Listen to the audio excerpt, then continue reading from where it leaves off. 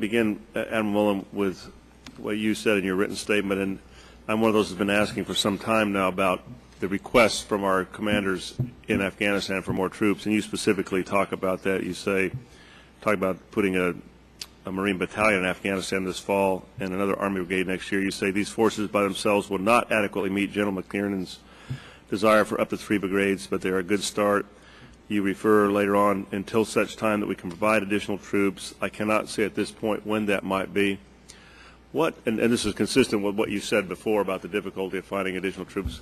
What does that say, this difficulty of finding these troops that have been requested for some time now by our commanders in Afghanistan? What does it say about our ability to respond to other contingencies around the world? There's press reports in the last day about potential leadership changes in North Korea. I mean, what does it say? Here we are, the greatest nation in the world, and we're struggling to respond to a shooting war with the levels of troops that you think that you need. What does it say about our ability to respond to other contingencies that may flare up and require large numbers of troops?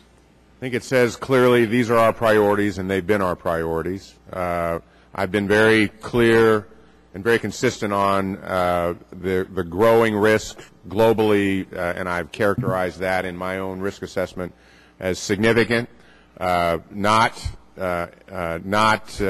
unable to respond, and it would obviously depend on what the crisis was. And in fact, you know, if we had a requirement and the American people and the President of the United States said, and the President of the United States said, we're going to go meet this requirement, there are options to do that. But I think the risk is significant, and we really need to look at how much harder we can press this force. We have, I mean, our Air Force and our Navy have been very heavily engaged, not as heavily as clearly our ground forces, but they've been on a pretty good operational tempo, and we have tremendous reserve capacity there as well.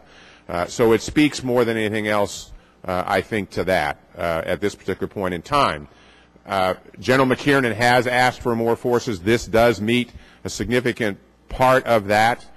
What is also really important here is the relief. Both the Marine battalion and the Army brigade are very important. But what is really critical in this is the Marine battalion, which goes and relieves the 2-7 Marines, who, without relief, with what they've done, you worry about, in fact, the insurgents coming back. So to be able to sustain it in the effort in that part of Afghanistan. We've done the same thing with coalition and Afghan National Army forces in the south, where the Marines went in and they're being relieved there. So those are really significant steps forward.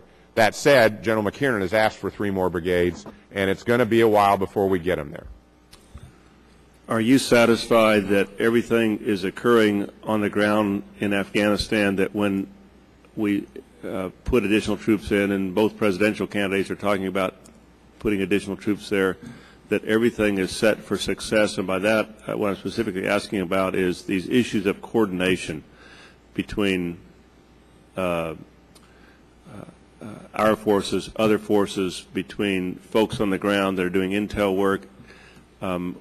It seems to me that we could set additional troops up in a chaotic situation for more chaos if we're not working through some of the challenges that you have there. What's the status of those kinds of challenges? I think there are areas where it's working very well, and I'll use a very specific example. The Brits and the 2-4 Marines have been fighting together over the better part of the last year, and their coordination and impact has been very significant.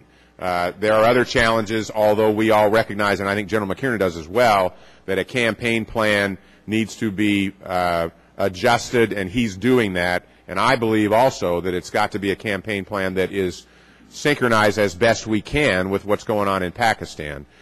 So all that is in play as we look at better coordination and synchronization.